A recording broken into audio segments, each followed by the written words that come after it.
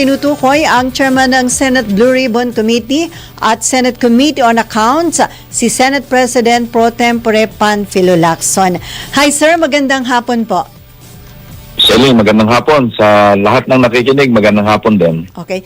Sir, unahin ko po dahil narinig ko nung plenary deliberation sa budget ng Ombudsman, meron ho kayong sinabi na ibibigay na mga information o dokumento sa Ombudsman kasi ibibigay nyo na lang dahil hindi ito covered ng Blue Ribbon Committee hearing.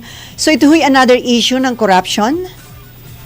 Yeah, corruption of course kasi Ombudsman, yan naman ang primary mandate nila eh. Mm-hmm. Hindi ko lang pwedeng i-divulge kung ano yun kasi kinukumpleto pa namin lahat ng datos.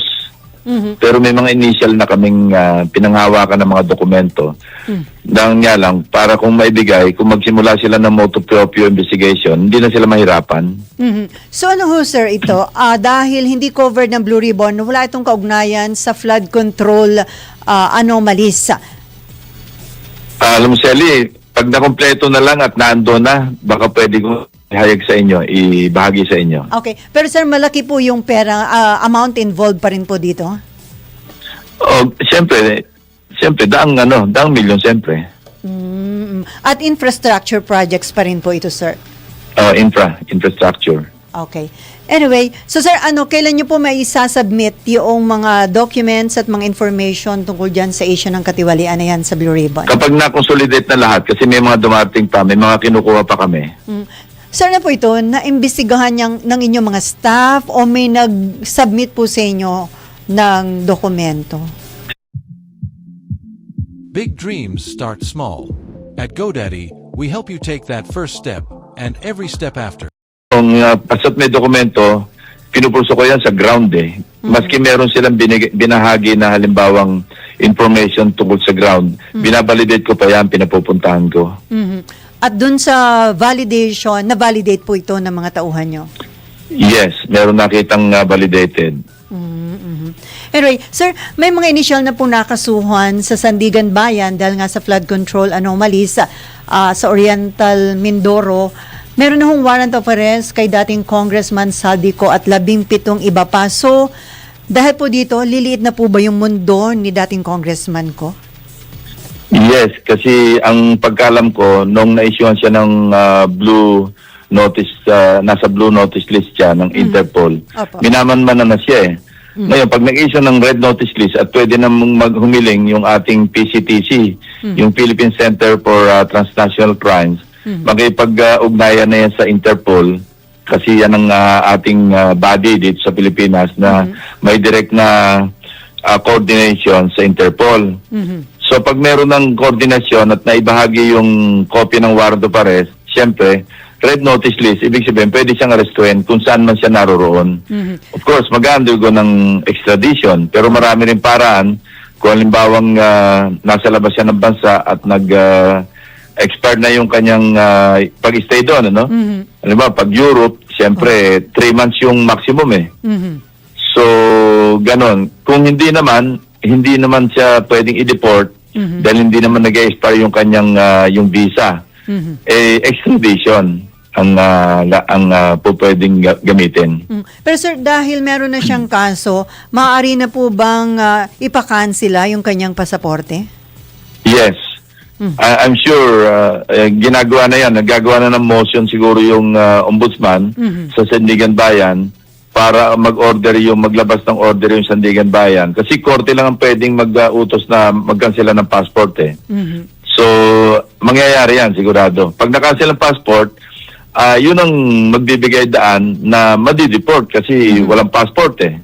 Cancelled eh. So, kahit walang extradition do sa bansang kung saan siya nandun, madideport na ho siya?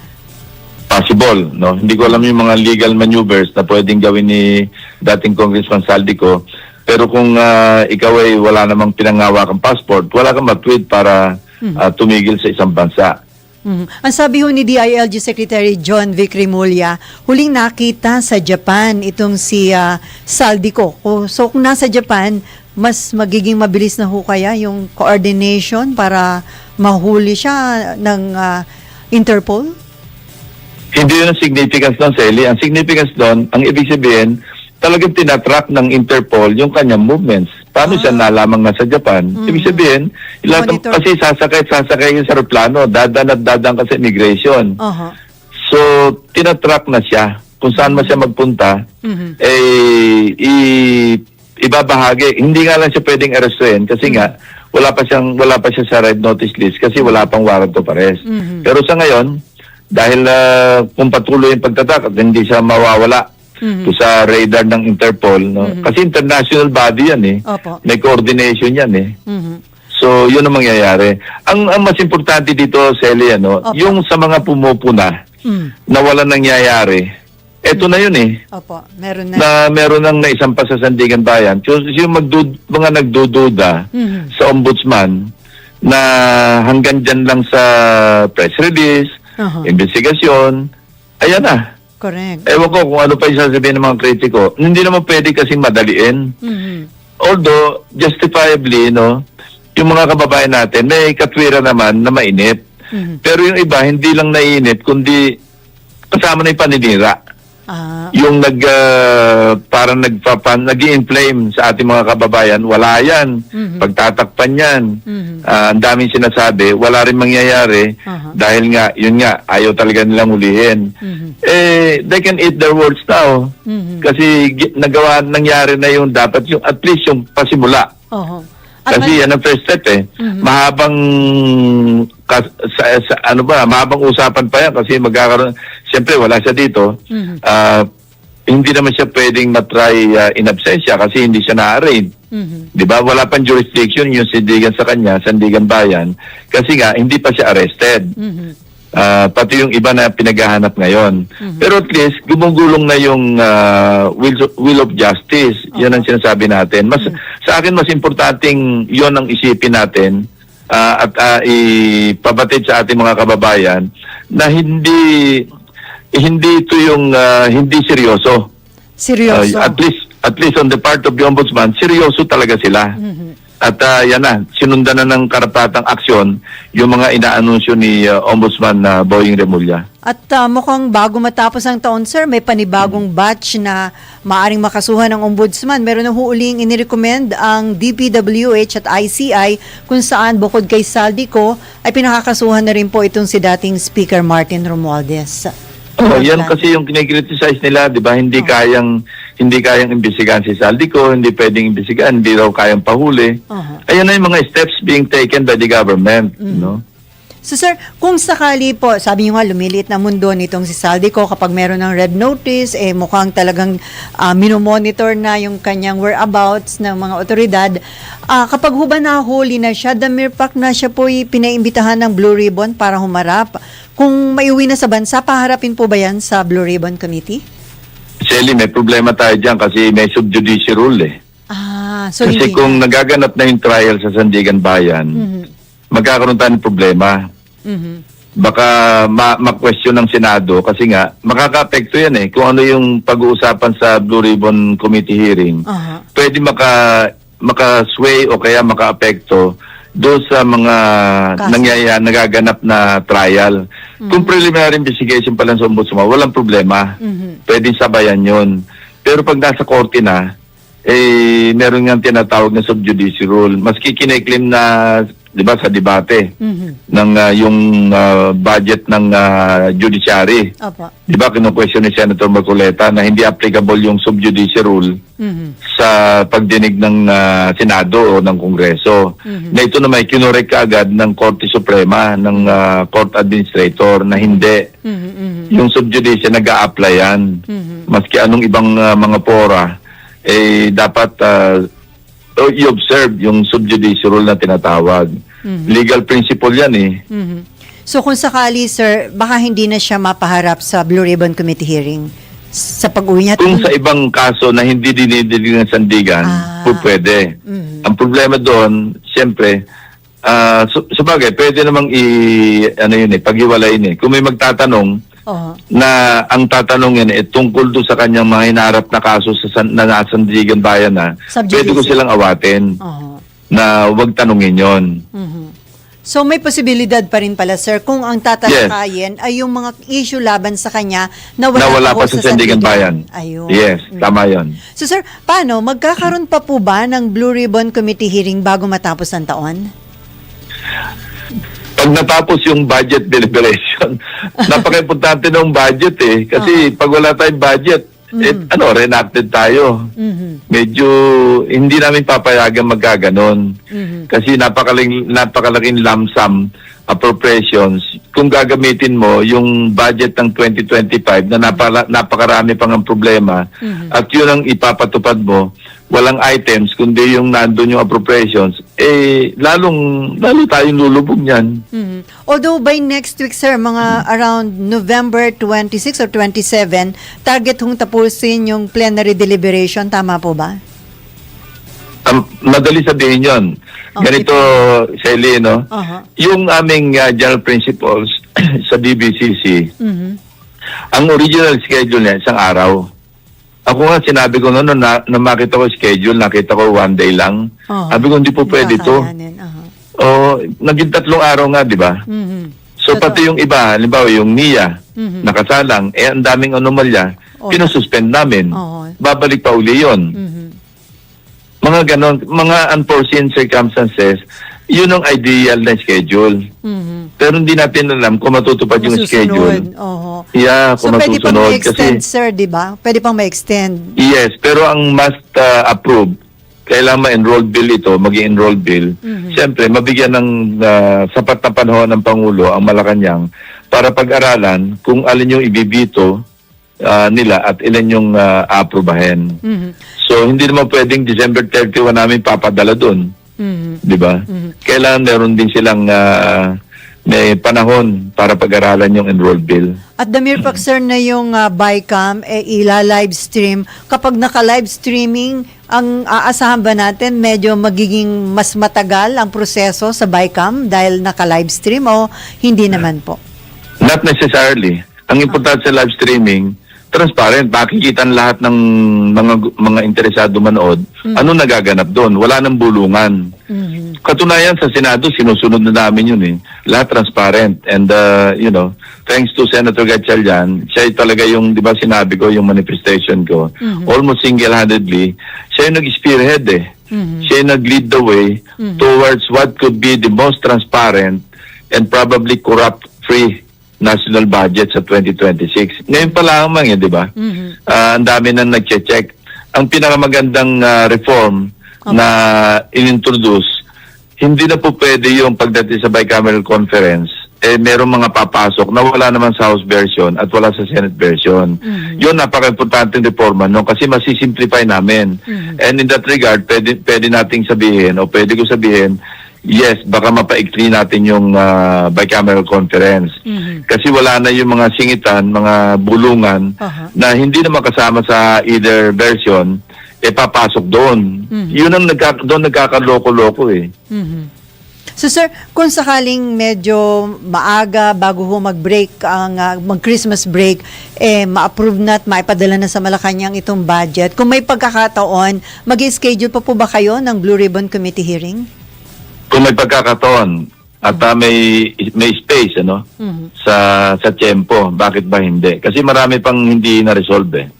At magkakaroon pa po uli ng isang very important witness. So ang tinukoy niyo ho na very important witness, ito hong si Undersecretary Bernardo. So mali importante talaga siya eh. Mali si Senator Amy dun sa kanyang mga pa-advancer sa media nun na ang VIP ay unay si dating Speaker Martin Romualdez, sumunod ay si Saldico. Tinatawanan lang namin yun eh, yung mga patutsada niya, yung mga alam namin niloloko niya kayo eh.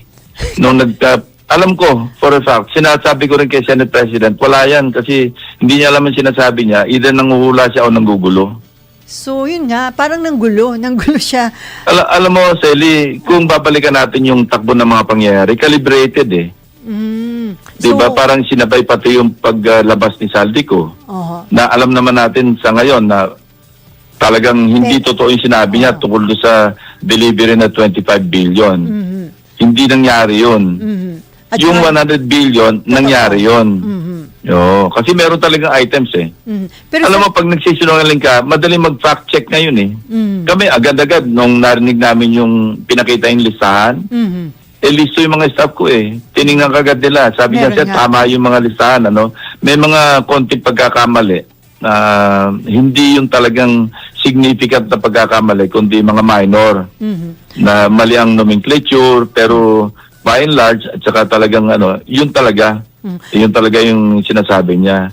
Yung Pero- pala, si Senator Sherwin, gumagawa rin ng sarili niyang pag-inspeksyon. At Yung pala, si Bernardo, gumagawa rin ng sarili niyang inspeksyon.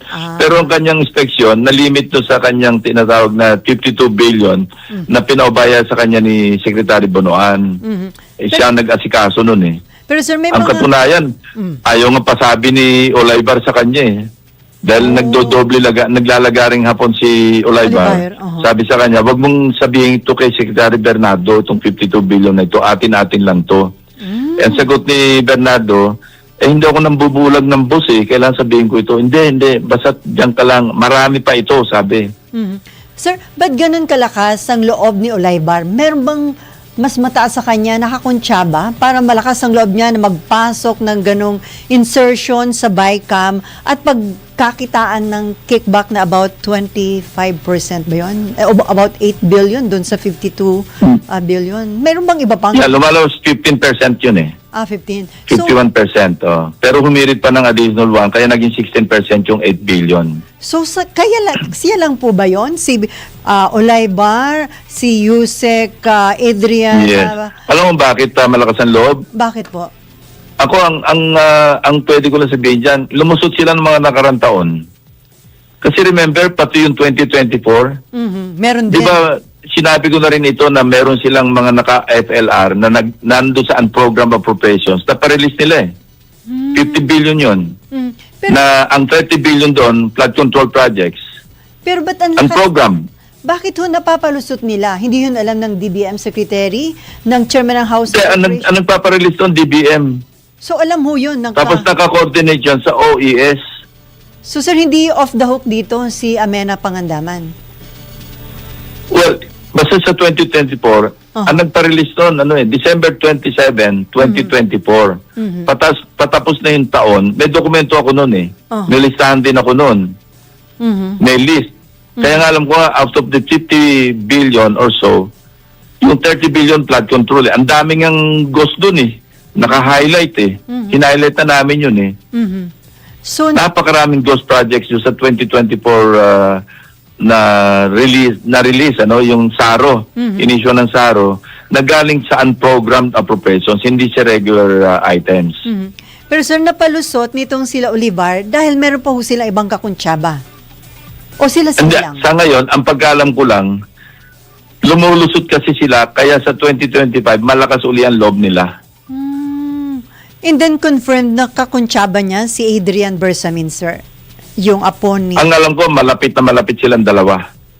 At saka, di ba sinabi naman ni Saldico na kaya sa naniwala, dahil sinabi muna sa kanya ni Secretary Mina Pangandaman na ito, pinasisingit ng Pangulo, 100 billion. Pagkatapos, kinonfirm ni Undersecretary Adrian Bersamin na totoo yan sinasabi ni Secretary Mina. Kaya naniwala siya. Ngayon, yung listahan, hindi naman si Saldico gumawa nun eh. Yung listahan eh, magagaling yun sa DPWH. So sila Bernardo ang gumawa ho ng listahan nun? Ang gumagawa ng listahan dyan, actually, si Jose Cabral. Kasi siya yung planning eh. Tapos yan, pag-uusapan nila yan, si Jose Cabral, Secretary Bonoan, Undersecretary Bernardo, sila nag-uusap-usap dyan. Kung ano yung mga pwedeng ipasok na items. So, Kasi nga, di ba, sa testimonya ni Bernardo, kada taon 2023, 2024, 2025, 5 billion a year si Secretary Bonoan. So may sariling listahan na sa kanya nakatoka si Secretary Bonoan. Kasi old-timer yan dyan eh, di ba, nag-retire na siya ng 2010. Pero sir, ang papel naman ni E.S. Lucas Bersamin, hindi pa klaro. Basta yun lang kanya naging papel niya. Hindi pa klaro. Tama yung sinabi niya, no? And, ayoko na sana pag-usapan to. Tama yung sinabi niya, triple hearsay. Ako naman, kaya ako binanggit ang pangalan niya kasi ninanarrate ko yung Kasi di ba nagsabi ko nga, I was taking notes noong bago i-convert o i-transform ni Undersecretary Bernardo sa kanyang handwriting, yung kanyang ninanarrate. So yun na naman ang binahagi ko. Pero wala talaga siyang direkta na yung patungkol kay E.S. Bersamin. At sinabi ko nga, it pains me to mention his name kasi ang tagal ko nang kakilala at kaibigan si Secretary E.S. Bersamin. RTC judge pa lang sila. Siya, si Justice Peralta, Justice Mendoza. Kasi alam mo, nung araw, nung nasa PAOK TF kami, maski nung PACC kami, sila yung mga special courts ng Court Suprema. Kaya lahat ng aming mga search warrants sa kidnapping, drugs, tungkol sa mga heinous crimes, sila yung heinous crime court eh. Sa kanila kami kumukuha ng nag-a-apply ng search warrant. So, in the course of time, siyempre, na-develop na namin yung pagkakaibigan hanggang sa naging noong PACC pa, hanggang sa naging Pangulo si President Erap. Na-maintain na namin yung aming friendship hanggang sa umangat na sila from napunta sa Sandigan Bayan si Justice Peralta, napunta naman siya sa CA, si Justice Mendoza. Lahat sila naging Supreme Court Justices nga eh. So mga naging kaibigan ko sila dahil do sa aming professional yun eh. Opo. Yung aming relationship. So kaya nga nasabi ko na it pains me to mention his name pero what can I do? Pag inumit ko naman yon, parang hindi naman ako nagpapakatotoo rin sa sarili ko kasi naibahagi na yung information. Hindi ko naman siya sabing ebidensya yung laban sa kanya. So hindi naman ho unfair for E.S. Bersamin na natanggal siya sa pwesto na hindi naman pala klaro na meron siya naging papel dito sa issue na ito. Hindi ko na abot yun. That's between him and the President. Oo. Pero sabi nga niya, kasuhan na lang daw ho siya, sabi ni E.S. Bersamin. At meron pa sinasabi na nauna nang i-announce sa public bago nila nalaman at meron daw tumawag na hindi taga Malacanang sa kanya. So, let's not go there anymore, Sally. That's, labas na sa paycheck ko yon. Okay. Labas na sa sweldo ko yon. Pero sir, itong si Bernardo, ang observation ng iba, nagsubmit na nga siya ng second supplemental affidavit. Bakit meron pa rin pala siya nakaligtaan, kagaya ng tungkol dito kay Olivar at saka itong kay Bersamin? Alam mo, katakot-takot yung kanyang files. Meron siyang digital files, meron siyang hard copies, pero marami pang ilalabas yan na hindi niya naalala. Ito nga kay Saldico, naalala niya lang to no, napanood niya yung sa social media, yung announcement ni Saldico tungkol sa 100 billion. Naalala niya kasi nakita niya rin yung pinakitang listahan. So naalala niya, sabi, teka muna, meron akong listahan ganyan Kasi siyempre, mga items doon, yung iba familiar sa kanya. So kaya nga Sunday morning, nagpatawag, hindi siya ang tumawag sa akin, wala naman akong direct contact sa kanya. Yung kapo niya, ang aga-aga nga ng linggo nun eh. Sabi niya sabi nung yung tumawag sa akin, Sen, merong gustong sabihin si Yusek Bernardo, baka pwedeng makipag-meet. Kasi napanood niya si Saldico. Mali-mali yung sinasabi ni Saldico na nag-deliver siya. Hindi pwedeng mangyari yun. Kasi nga siya nag-deliver. Saan kukuha si Saldico ng pan-deliver? Siya nga yung nag-deliver. Kaya yun nga, kinwento niya na. Sabi ko, kung ganyan ang kwento mo, nag-worry pa nga siya. Sabi niya, sir, may application ako sa WPP. Baka maapektuhan. Sabi ko, hindi. Sasabihin, pangungunahan ko na agad si Secretary ng DOJ na eventually, gagawin mo ito ng supplemental affidavit kasi hindi naman affidavit yung ginawa niya, sulat kamay yun eh. So yun nga, tinawagan ko si Secretary Vida, I think Monday morning. Sabi ko, heads up lang na merong ipapadalang sulat through si Bernardo na baka mabasa ng Pangulo. Pero yung nilalaman noon, gumagawa na sila ng supplemental affidavit para lang sa kaalaman niya. Yun ang istorya dun eh. So si Bernardo sir, talagang na siya, decided na ibulgar na lahat ng nalalaman, lahat ng naaalala niya dahil syempre, sabi niyo nga sa kapal ng mga dokumento at sa dami na ng mga nagawa nila, yung iba hindi na talaga agad niya na-recall. So yung mga nare-recall pa niya, talagang sinishare niya na po sa inyo o kaya sa DOJ? At yung marirecall niya pa. So sa susunod... Kasi lagi ko sinasabi sa kanya, sabihin mo na kasi lahat. Aha. Sabi niya, sir, napakarami nito. Nagre-refer ako sa aking digital files. Nandun sa computer niya eh. So, I think nasa laptop niya o nasa iPad niya. so hindi pa niya yung So pag meron pa siya mga maalala, siyempre, obligado siya dyan eh. Yan ang, yung MOA, di ba sinabi na rin ni Prosecutor General Padulyon, na bound siya nung MOA niya eh. Pero sa MOA niya, siyempre, malamang hindi ko naman nakita, sigurado may nakalagay doon na hindi pa ito ang katapusan, na kung may maalala pa siya, siya ay free pa rin siya na mag-submit pa rin ng supplemental affidavit. No matter how many supplemental affidavit. Open-ended yun eh. So, pwede talaga yung sinabi ho ni dating DPWH Secretary Rogelio Singson na pwedeng umabot sa 1,200 na katao ang may implicate dito sa anomalya sa flood control flood control project, sir. Ganong karami ang pwedeng ma-involve dito. Sally, ang computation niya nanggaling lalo sa 421 na inspection ng PNP AFP. So, kulang pa pala. Out of 8,000. Kulang pa pala. So, yung bilang nun, 29 billion lang yun eh. Nagpatuloy pa rin yung kanilang pag-iinventaryo. Katakot-takot yung infrastructure, yung flood control projects na yan. Ang nakikita pa lang nila, na inspection pa lang, so far, nung tinatanong ko si Undersecretary Bisnar, di ba sabi niya, hindi na 8,000 lang yun eh, nadagdagan na eh. Pati yung ghost project, nadagdagan na raw eh.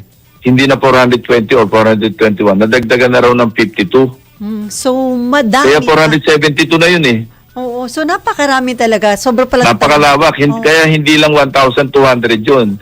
Baka abutin yan hanggang 2,000. Mahigit. So, kailangan pala na magtayo pa ng karagdagang mga kulungan, sir. Kulang yung mga pinagawa ba ng DILG para doon sa mga pwedeng alam mo, makulong. kung isusustain to at sana masustain, Opo. para hindi na talaga maulit, hindi na pamarisan.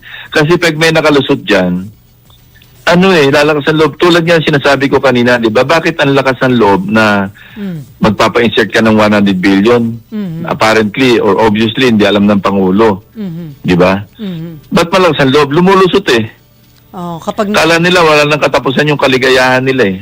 So, importante, sir, ito na i-sustain ng kasalukuyang administrasyon. Kasi kung hindi, No matter how many, no matter how long it takes, kailangan talaga get to the bottom and makuha yung logical conclusion. At Ipakulong lahat yung dapat ipakulong. regardless kung sino yung involved, kahit pa senador or sino mang opisyal, mataas na opisyal ng gobyerno, sir. Well, sa ngayon, wala na dapat sigurong papatunayan pa yung ombudsman at saka yung national government. Naipakita nila na wala talaga, no matter kung sino yung tatamaan. Di ba? Ipinala na si Saldico. Ngayon, nag-file na yung ICI, DPWH, sa ombudsman. So, magpe-preliminary investigation sila at meron silang, may timeline yan eh. Kung kailan matatapos yung preliminary investigation. Kaya nga nakapagsilita si ombudsman, si Pangulo, na before December 15 or thereabouts, magkakaroon ng warrant of arrest. May makukulong. May pinagugutan sila dun eh. Of course, hindi naman hard and fast na timeline yun, ano? Kasi kinwestiyon nyo ni Senator Marcoleta, ba't daw may ganong announcement? Parang Meron siyempre pinagugutan. Pero yun naman, estimate yun eh. Hindi naman yun parang pag sinabi December 15, totoong December 15. So sir, doon sa sinabi ni Presidente na meron wala ng Merry Christmas sa ilang mga involved sa flood control, sa tingin nyo may makakasamang senador na hindi na makapag-Merry Christmas? Ayaw kong pangunahan, pero mukhang doon papunta yung direksyon. At kung magkakasunod-sunod na Kasi nasaksihan din naman natin yung mga ebidensya nilabas sa Blue Ribbon Committee hearing, di ba? Na maliwanag naman eh kung ano yung lalabas ng mga ebidensya o kaya pinangawak ebidensya o mahawak ebidensya ng ombudsman. So, kung magkakasunod-sunod na po yung kakasuhan, may issuehan ng warrant of arrest, maaresto, magiging daan na po ba ito para humupa yung galit ng taong bayan? Kasi next week, November 30, meron na namang trillion, may rally na naman po ang marami nating kababayan para ihayag yung kanilang panawagan, para nga panagutin, for transparency, accountability. Sa tingin niyo, huhupa na, sir? Ako, Shelly, kung ako tatanungin mo, ayoko humupa yung galit eh. Huwag lang magulo. Pero ayoko humupa ang galit. Kasi kung humupa ng galit, baka alam mo, baka mag-slacken yung effort ng authorities, ng Malacanang, ng Ombudsman, ng DOJ. Lahat ngayon kumikilos kasi nga because of the pressure ng mga kababayan natin. So pag sinabi mong sana humupa na yung galit, ako sana wag humupa yung galit. Pero sana wag lang sana maging violente. Tulad yung nangyari ng September 21, sinisira yung mga traffic lights. So kung sir, sa tingin nyo, masusurvive naman ni PBBM kasi sabi may mga effort pa rin to destabilize his administration. Sa tingin nyo, the mere fact na nasurvive niya itong mga nakaraan, masusurvive na rin niya itong mga susunod pa kung may mag-a-attempt na naman na i-destabilize ang kanyang administration? Hard to tell. Mahirap i-predict yan eh. Pero sa ngayon, medyo subside, kasi yun, parang tingin ko sa akin ito, pag sarili kong pag-analyse ito, based on my experience as an investigator, at saka former intelligence officer, pag pinag-aralan mo yung takbo ng mga pangyayari, calibrated eh. Di ba? Sasabayan yung INC rally. Maraming pakulo si Senator Amy Marcos doon sa kanyang mag-membrerikat, hawak nila si Gutesa, si Saldico, magsusum, ang daming ganon. Pero ang nagkatotoo doon, lumabas ka sa video si Saldico eh. O ibig sabihin Tapos sinisisi pa sa Blue Ribbon, sabi niya, hindi ko rin tinuloy yung Zoom kasi baka raw hindi makontrol si Saldico. Yung kababalagan din yun eh. Kasi kaya hindi natuloy yung Zoom, sa chat group namin at member siya ng chat group, si Senator De La Rosa nakiusap eh. Nawag na. In-screenshot ko nga eh kasi baka mabura. Wala akong pinangawakan. Sabi niya, Sir Ping, hindi naman sa nag-object ako pero may apprehension ako pag pinayagan natin mag-Zoom, wala sa accountability. Kung halimbawa magsinungaling siya, magpropaganda, mag-mention siya ng mga pangalan, hindi naman natin siya matanong. O matanong siya. With Udemy, there's a world of possibility at your fingertips. With one click, kaya sabi ko, tama ka, hindi ko na talaga tinuloy, isip ko na rin yan.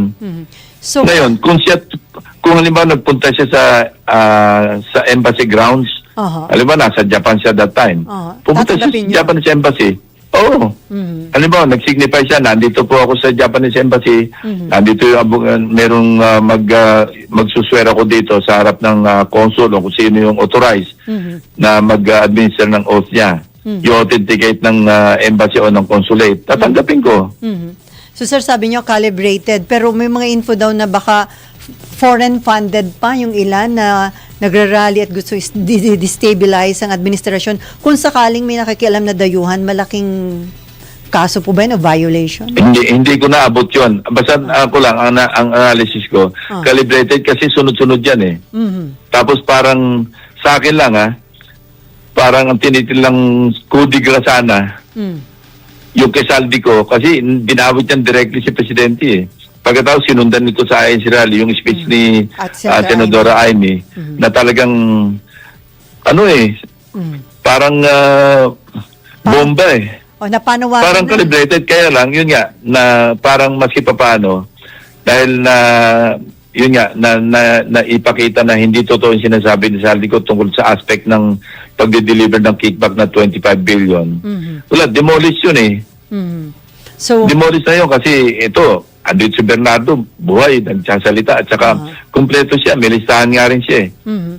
And then tama lang so, sinabi niya, ganon, hindi naman talaga pwedeng mag-deliver ng 25 kasi siya nag-deliver ng 8. Plus 1 billion kay Bonoan. So pagdating pala kay Bernardo, hindi pa tapos, maaari pang marami siyang ma-recall na pwede pang may ibang ma-involve at mabanggit pa siyang pangalan. Sa tingin ko, ganon. And then sir, tama lang na si Presidente, hindi na niya direktang sinagot yung mga sinabi sa kanya ng kanyang kapatid at sa halip yung mga tagapagsalita na lang ang sumagot dun sa allegation laban sa kanya. Ano sasabihin niya? Kapatid niya yun, nasisiraan niya rin kapatid niya. Di lalong pangit pa yung pamilya. Tama na rin yung ginawa niya. Hindi na siya sumagot. No? Kasi kung sasagutin niya, magsasagutin sila magkapatid. Di parang bumaba na rin siya doon sa... Level. Di ba? Oo. Pero tama Eh po sa ba? akin yan, di ba sinabi ko sa inyo, hindi sa ano't ano pa man, napaka-un-Filipino nun eh. Hindi ganyan ang asal natin mga Pilipino eh. And then, tama po ba? Parang nakakuha pa Imagine mo, Shelly, may kapatid kang ginanyan ka. o sa harap na pinahiya. No, parang ganun pinahiya. Hindi lang pinahiya eh. Talagang sinira ng todo-todo. Personal eh. Pero nag-boomerang po ba yon kay Senator Amy? Sabi ng iba, nakakuha pa ng sympathy tuloy ngayon si PBBM dun sa nangyari. Dahil nga, Ako, I can only speak for myself. Nung pinapanood ko yung speech, hindi ako makapaniwala eh.